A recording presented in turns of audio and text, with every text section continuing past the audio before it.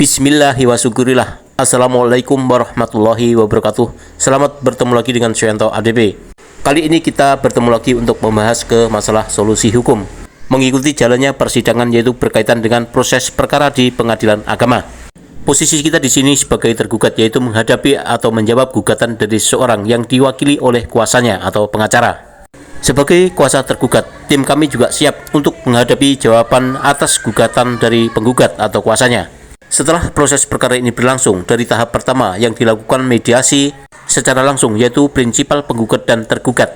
Dan oleh karena hakim mediator tidak berhasil dalam mendamaikan perkara ini, maka selanjutnya perkara dilimpahkan ke majelis pemeriksa perkara ini, yang selanjutnya dilakukan pembacaan gugatan oleh penggugat. Namun setelah perkara berlangsung, akhirnya disampaikan jawaban oleh tergugat, kemudian dilanjutkan akhirnya replik dan duplik. Akhirnya persidangan terus berlangsung sampai dengan tahap tersebut. Kemudian pihak tergugat menyampaikan keberatan karena objek sengketa tidak sesuai dengan pokok perkara atau dalam posita gugatannya. Oleh karena itu, Ketua Majelis Hakim karena jabatannya dan pemeriksa perkara akuo, Ketua Majelis Hakim berwenang untuk menetapkan sidang pemeriksaan setempat atau PS, yaitu sesuai dengan SEMA nomor 7 tahun 2001.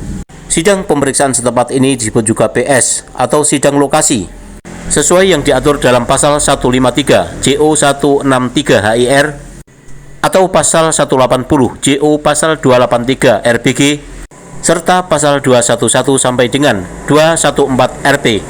Dan seperti yang kami jelaskan tadi, bahwa Ketua Majelis Hakim yang memeriksa perkara ini karena jabatannya berwenang untuk menetapkan sidang pemeriksaan setempat ini untuk memperkuat landasan hukum di proses selanjutnya dan untuk melihat secara langsung ke lapangan bahwa objek sengketa tersebut benar-benar ada, bukan fiktif, bukan milik orang lain, dan bukan milik orang ketiga. Dalam pemeriksaan setempat ini, majelis hakim juga harus jeli dan teliti dalam memeriksa objek. Harus pula ditegaskan secara jelas dan teliti berkaitan dengan lokasi dengan batas-batas yang berkaitan dengan objek sengketa tersebut. Seperti halnya terletak di desa RT RW sebelah mana. Apakah sudah tepat dan benar-benar masuk wilayah hukum kantor desa setempat? Serta batas-batas objek tersebut pun harus jelas, misalkan batas utara milik siapa, batas selatan milik siapa, batas barat milik siapa, dan batas timur juga milik siapa. Serta dijelaskan pula pemegang sertifikat hak milik atas batas-batas tersebut. Dan yang tidak kalah penting lagi, sertifikat hak milik tersebut nomor berapa dan atas nama siapa, sudah sesuai dengan pokok perkara dalam gugatan atau tidak. Oleh karena itu, pengadilan minta didampingi oleh kepala desa atau yang mewakili, yang biasanya diwakili oleh Pak Caleg atau perangkat desa yang dianggap paham tentang objek sengketa tersebut. Bahkan kalau diperlukan, kantor pengadilan juga bisa minta bantuan petugas dari kantor BPN untuk memeriksa keberadaan dari objek tersebut, terutama berkaitan dengan batas-batas dan hak kepemilikan. Oke teman-teman, dalam sidang pemeriksaan setempat ada beberapa tahapan yang harus dilakukan yang berkaitan dengan administrasi berkaitan dengan proses perkara ini. Salah satunya apabila dari pihak penggugat dan tergugat masih ada keraguan tentang keberadaan atau kepastian objek sengketa tersebut, maka dari pihak yang kurang yakin dapat mengajukan permohonan pemeriksaan setempat kepada Ketua Majelis Hakim. Yang kedua yaitu membayar biaya panjar perkara sesuai dengan ketentuan hukum yang berlaku.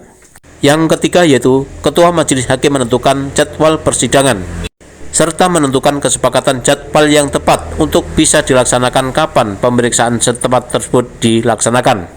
Setelah jadwal sidang agenda pemeriksaan setempat ditentukan, selanjutnya pengadilan meminta izin kepada kantor desa atau kepala desa setempat bahwa pengadilan akan melakukan pemeriksaan setempat yang berkaitan dengan objek sengketa di wilayah hukumnya. Apabila semua syarat tersebut sudah terpenuhi, maka proses sidang pemeriksaan setempat atau sidang lokasi atau yang disebut juga sidang PS sudah siap dilaksanakan.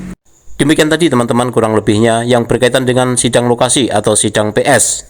Semoga sedikit informasi ini bisa menambah wawasan kita dalam hal hukum, atau setidaknya kita lebih bisa mandiri dalam menghadapi segala permasalahan yang berkaitan dengan hukum, lebih bijak dalam menghadapi segala persoalan yang berkaitan dengan hukum perdata privat ataupun hukum perdata umum, baik adanya sengketa di pengadilan ataupun di luar pengadilan, terutama yang kita harapkan kita bisa menyikapi dan menyelesaikan secara damai atau kekeluargaan.